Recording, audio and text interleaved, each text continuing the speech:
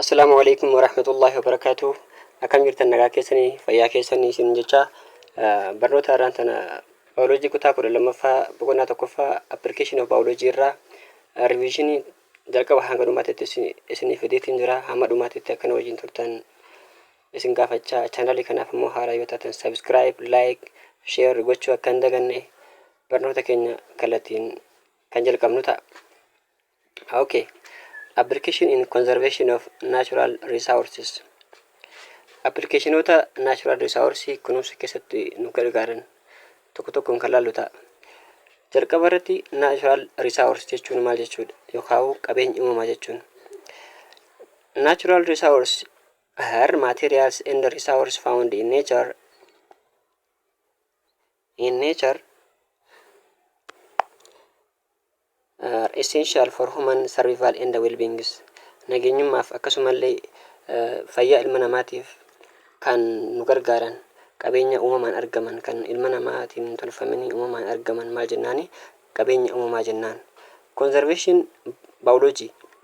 A field of biology focused on protecting biodiversity and ensuring the sustainable use of natural resources.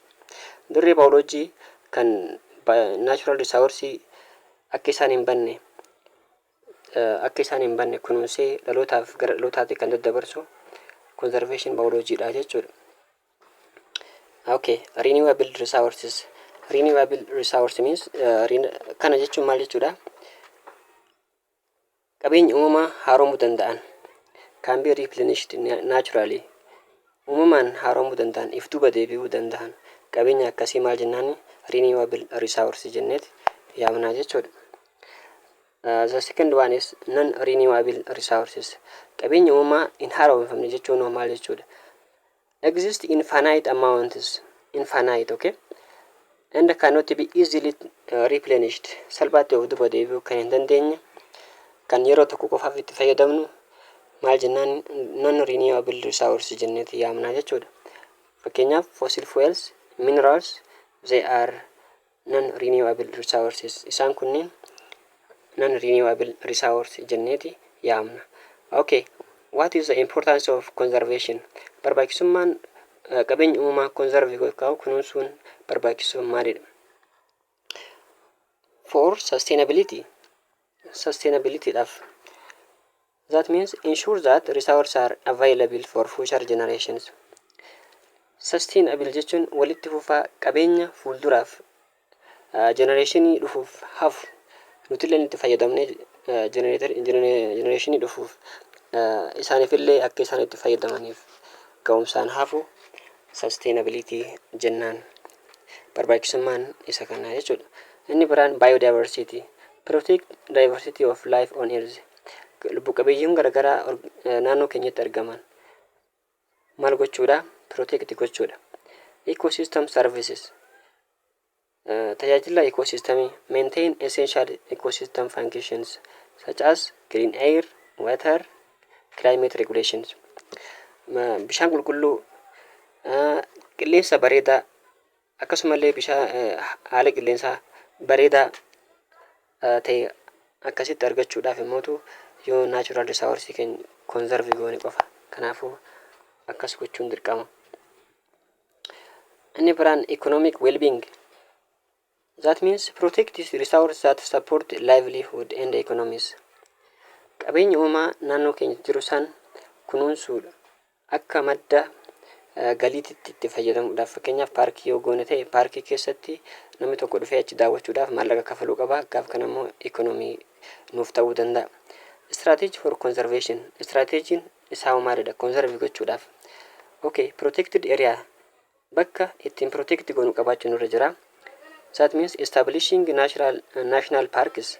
Parkii biyyoolessaa tokko uumuu qabna. Reserves bakka itti kunuunfamu.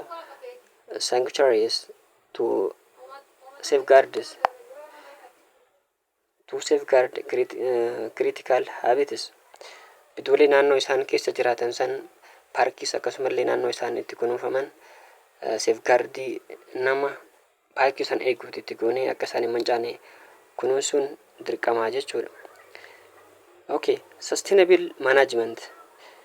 Sustainable management jechuun walitti fufinsaan tajaajilu, walitti fufinsaan akka isaan hin banne taasisuu.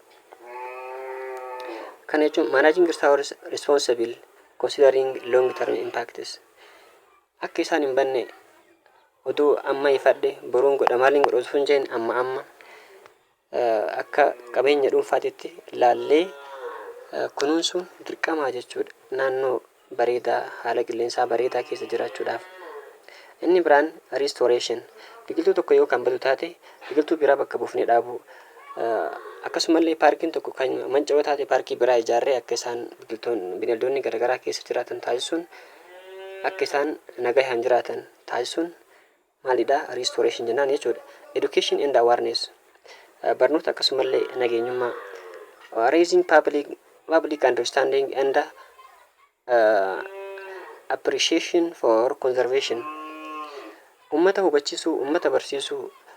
Fakkeenyaaf akka uummanni adamoo kan deemanii yookaan gaara keessa akkasumallee paarkii keessa deemanii wanti bineeldota garaagaraa kan adamsan, kan ajjeesan akka hin taanetti bakkuma argan akka ajjeesan yoo taate uummata barsiisuu, biqiltoota kan ciran yoo taate uummata barsiisuu, hongee kanaas fidaa beelaan fiduu danda'a. Rakkoo kanaati jennee uummata barsiisuun kanaafuu education and awareness jechuun nageenyummaadhaaf akkasumallee uummata barsiisuudhaan qabeenya naannoo keenya jiru kunuunsuun ni danda'ama jechuudha. The second one is food and nutritional security. Nyaata akkasumallee nutritional security maal jechuudha kan waliin laallu ta'a. Food security means a state where all people have access to sufficient, safe and nutritional food to meet their dietary needs and preference for an active and healthy life. Food security jechuun gaa uummanni hundinuu nyaata gahaa akkasumallee fayya qabeessa nyaata wantoota guutuudhaan badhaadhe of keessaa kan qabu, fayyaa isaaniitiif kan barbaachisu, haalli isaaniitti argatan food security jennaan. Okay. Nutritional security. Nutritional security jechuun immoo maalidha? Kana jechuun maal jechuudha?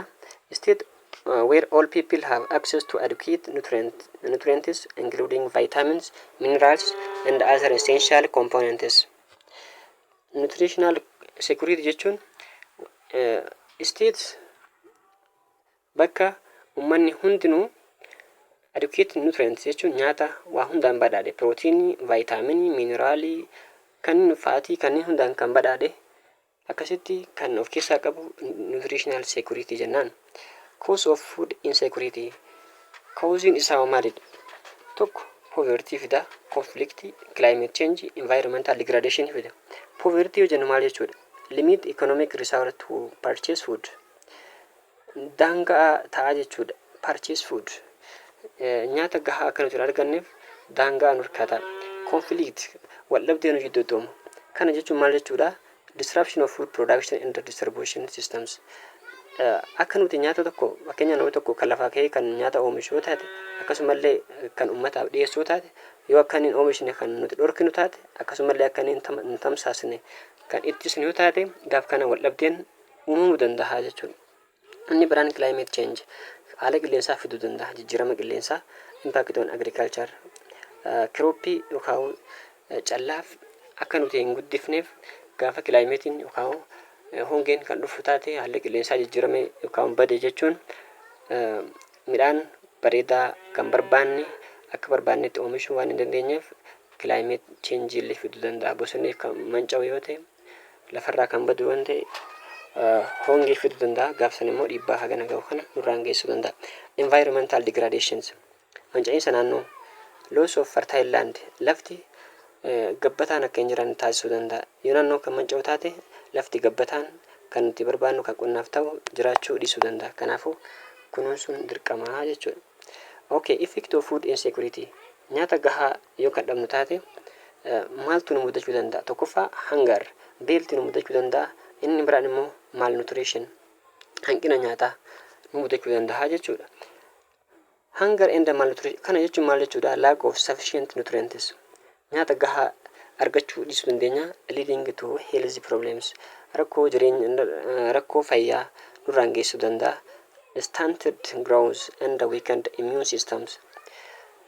qancarummaa yookaan dafee guddachuu dadhabuu akkasumallee immuu siistamii madiinummaa qaama keenyaa akka inni gadi bu'u akka inni hir'atu akka inni dadhabu taasisaa jechuudha. Nyaata gahaa yoo hin qabaatin dandeettii madiinummaa qaama keenyaa hir'achuu danda'a. Kanaafuu nyaata gahaa qabaachuun dirqama. Okay, social and economic consequences. Kana jechuun maalidha? Impact on education and productivity and development. Dhiibbaa barnoota irratti, oomisha irratti akkasumallee guddina irratti illee nurraan geessisuu danda'a. Yoo nyaata gahaa kan hin arganne taate uummanni tokko nagahaan jiraachuu hin danda'u. Ekonomii bareedaa ta'e, ekonomii jireenya isaatiif ta'u filatee hojjechuu hin danda'u. Kanaafuu haala akkasii keessatti gochuudhaaf immoo qabeenya uumamaa kunuunsuun dirqama jechuudha. Okay, role of biology. Gaheen biology yoo maalidha? Improving crop yields. Callaa guddisuu. That means in developing high yielding, disease resistance and drought tolerant crops. Okay? Callaa gaarii, callaa olaanaa ta'e akka argannu, akkasumallee dhukkuba kan dandamatu, akkasumallee hongee kan dandamatu, kana gochuu keessatti biology'n gahee olaanaa qaba jechuudha. Enhancing nutritional contents.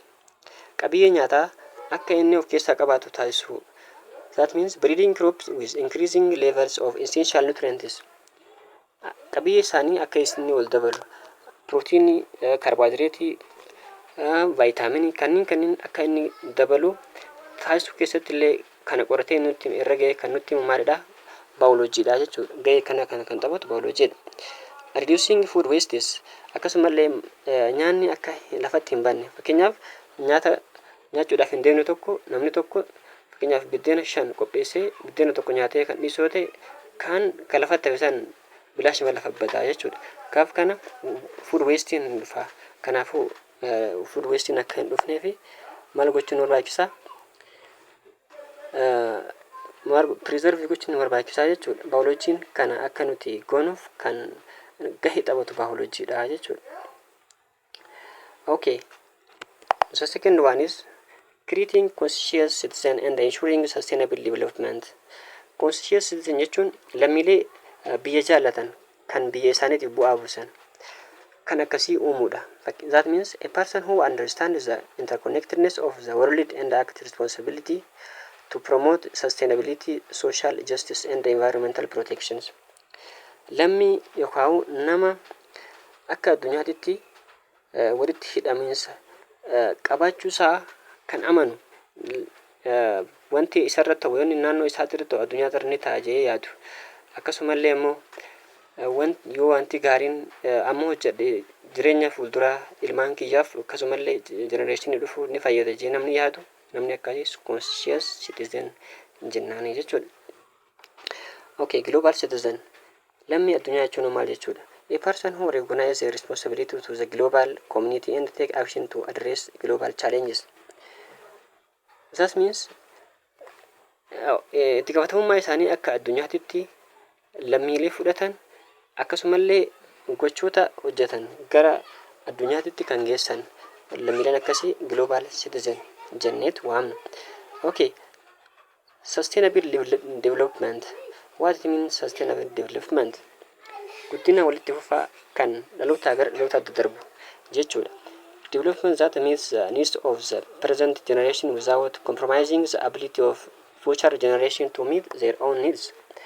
Dhaloota keessa jiru irraa gara dhaloota itti aanuutitti akka inni daddarbu sustainable development guddina walitti fufaa ta'e fiduudhaaf lammiileen akkasii barbaachisaa yookaan gahee olaanaa qaba jechuudha. Role of biology in creating conscious citizen. Gaheen biology'n lammiilee kaka'umsa dammaqinaan hirmaatu uumuu keessatti gaheen biology'n qabu maalidha? Mee haalaallu. Tokko understanding interconnectedness walitti hidhamiinsa qabaachuu akka isaan qabaatan hubachiisuu. Biology helps people understanding the intricate relationship between humans, other organisms and the environment. Kana jechuun maal jechuudha? Hariiroo namaa fi nama jidduu akkasumallee hariiroo namaa fi organismii jidduu akkasumallee hariiroo naannoo wajjin isaan qaban kana gochuu keessatti illee gahee hagana ummata biyya jaalatu ummata kaka'umsa qabu uumuu keessatti gahee hagana qaba jechuudha. Ethical decision making, that means kana jechuun maalidha? Seera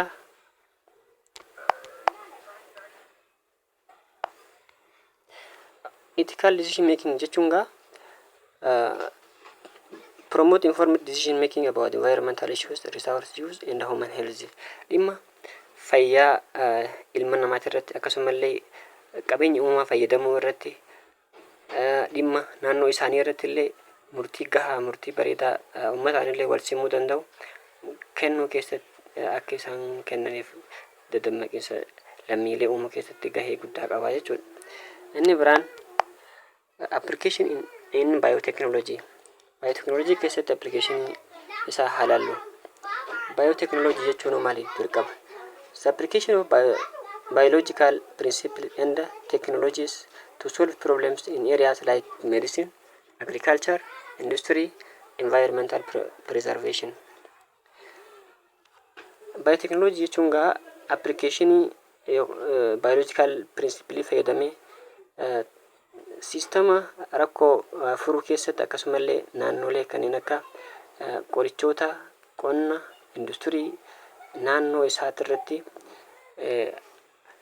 gahee guddaa qabachuudhaaf immoo biotechnology isa olaanaadha jechuudha. Key areas of biotechnology. Naannoo biotechnology irratti xiyyeeffatu tokko tokkoon ilaallu. Food processing and production. Nyaata oomishuu keessatti fakkeenyaaf fermentation. Using microorganisms to produce food products like bread, beer, wine, yogurt, and cheese.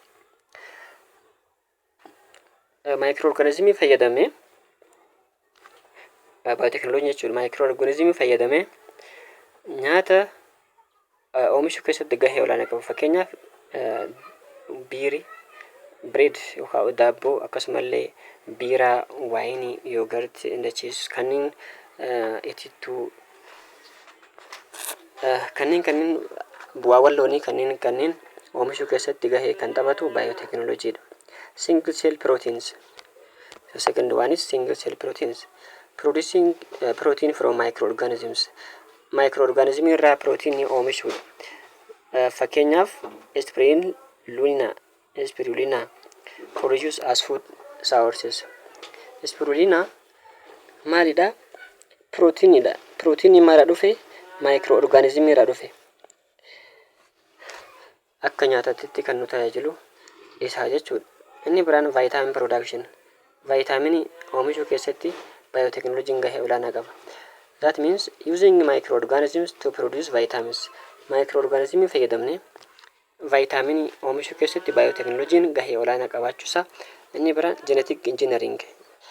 Genetic engineering jechuun modifying organisms to improve their traits. Amala gaarii isa hongi dandamatu isa akkasumallee dhukkuba dandamatu fi kanneen kana fakkaatan oomishuu keessatti genetic engineering gahee olaanaa qaba. Kana kan qoratu ammoo biotechnology dha jechuudha. Okay. Agriculture. Agriculture keessatti gaheen biotechnology qabu maalidha? Transgenic crops. Creating crops with enhanced traits. Creating crops with enhanced traits. Amala gaarii crooppii sanyii gaarii fidu kan hongi dandamatu kan aramaa dandamatu akkasumallee qabiyyee callaa midhaanii olaanaa kan qabu kana godhuu keessatti isa modify ta'e yookaan transgenic crops jennee kan yaamnu san gochuu keessatti biotechnology gahee olaanaa qaba jechuudha. Tissue culture. Tissue culture means propagating plant rapidly and efficiently. Biqiltoota saffisaan akka isaan wal horan akkasumallee gahumsaan sirriitti faayidaa qabeessa akka isaan ta'an oomishuu keessatti gaheen baayoloojiin qonna keessatti qabudha jechuudha. Biotechnology ifama. Biopesticides using biological agents. Biological agent fayyadamnee fakkeenyaaf baakteeriyaa, fungi, viruses isaan kanneen fayyadamnee pestii yookaan aramaa pestii ittisuu dandeenya jechuudha. Farra aramaa akka aramaa farra aramaatti itti fayyadamuu dandeenya. Okay. So next one is health and medicine. Biotechnologies takes roles in the health and medicine. Mee halaallu. Fayyaa fi qoricha keessatti gaheen biotechnologiin qabu maali? Drug production. Qoricha oomishuu. Using microorganisms to produce pharmaceuticals and qoricha garagaraa oomishuu maal fayyadame microorganismii fayyadame jechuudha. Kana jechuun maalidha? Fakkeenyaaf insulinii, growth hormone, antibiotics. Insulinii hormoonii guddina akkasumallee farra dhibee fakkeenyaaf dhukkuba qoricha dhibee namarraa ittisu kanneen akkasii oomishuu keessatti illee gaheen baayootekinooloojiin fayyaa keessatti qabu olaanaadha jechuudha. Inni biraan gene therapy. Okay. Gene therapy jechuun treating disease by altering genes. Treating disease by altering genes. Gene isa filatamaa ta'e isa bareedaa ta'e maal gochuudha? Jijjiiruudha jechuudha. Isa fakkeenyaaf sa'a isa aannan qabu irraa inni tokko kan hin qabne yoo ta'e isa aannan qabu taasisuudhaaf jinii sa'a sanii jijjiiruun dirqama. Kana keessatti immoo gahee kan qabu baayootekinooloojiidha jechuudha. Inni biraa biopharmaceuticals. Using biological process to produce drugs and therapies. Adeemsa baayoloojikaalaa fayyadamnee qoricha garagaraa akkasumallee teraappii oomishuu keessatti gahee kan qabu biopharmaceuticals kan jennuun kanaa jechuudha. Inni biraan environment naannoodha. Bioremediation kana jechuun using microorganisms to clean up pollutants. Microorganismii fayyadamnee naannoon keenya akka qulqullaa'u taasisuu keessatti gaheen baayootekinooloojiin qabu olaanaadha jechuudha naannoo keenya irratti. Inni biraan biofuels. Biofuels jechuun producing fuels from plant and algal biomass. Fuels yookaan boba'aa oomishuudha. Maalirraa? Pilaantii akkasumallee biomaasii garagaraa algal biomass kan jennuun kanneen hambaawwan garagaraa fayyadamne akka saniin fuel yookaan boba'aa haala ittiin argannu kana keessatti gahee kan taphatu biotechnology. Second one is waste treatment. Qulqullina jechuudha. Using microorganisms to treat water, wastewater and solid wastes. Bishaan qulqullina hin qabne treatmentii fayyadamne microorganism fayyadamne treat godhuu dandeenya jechuudha. Qulqulleessuu dandeenya, irraa balleessuu dandeenya yoo bishaan qulqulluu kan hin taane danfisnee akka inni bishaan qulqulluu ta'u taasisuun ni danda'ama jechuudha. Okay. Inni biraan forensic science. Forensic biology is application of biological principles and the techniques to investigate crimes. Application biologicalawaa ta'ee sistema karaa ittiin yakkamaa tokko ittiin qabuu dandeenyu nama tokko waa yakkee yoo inni qabatu taate karaa salphaa ta'een qabuudhaaf forensic biology fayyadamnee qabuu dandeenya jechuudha. Inni biraan DNA analysis. DNA analysis fayyadamnee qabuu dandeenya. Kana akkamitti yoo jettan used to identify individuals much suspected to crime scenes and determine paternity. Isa dhuunfaa tokko nama tokko yoo yakkamaa ta'e isa yakkamaa hin taane irraa addaan baasuudhaaf DNA isaa fayyadamne shakkamaa san qabuun salphaadha jechuudha. Inni biraan other applications.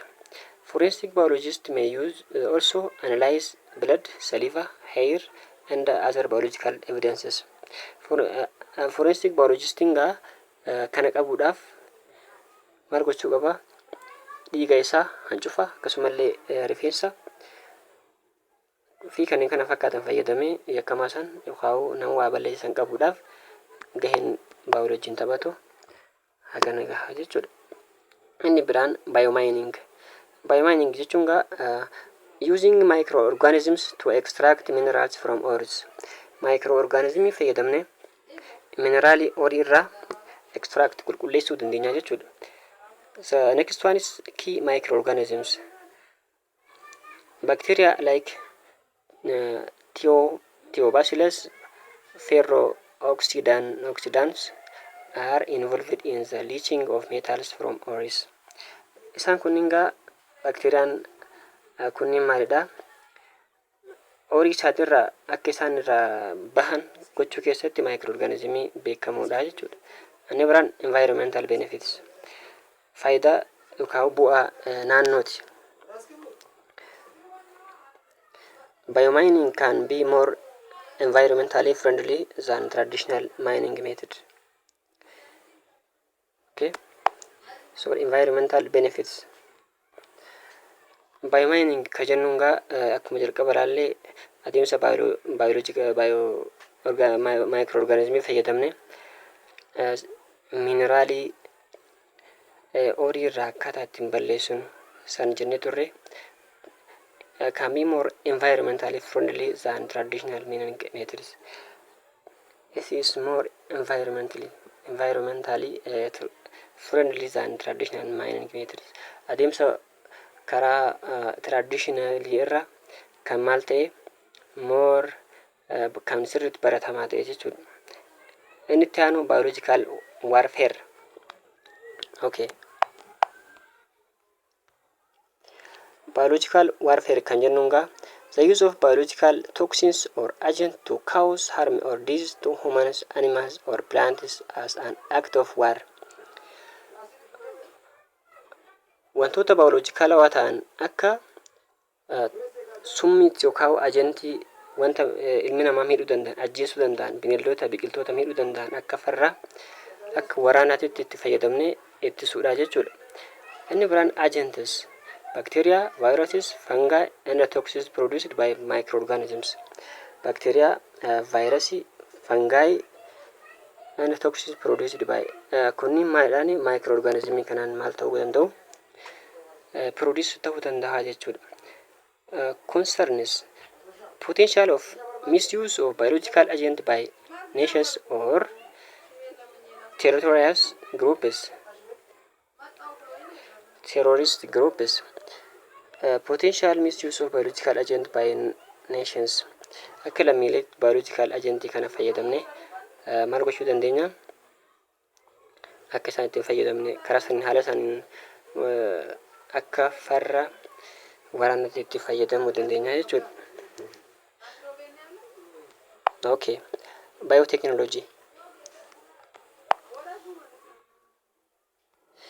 Biotechnology and the future.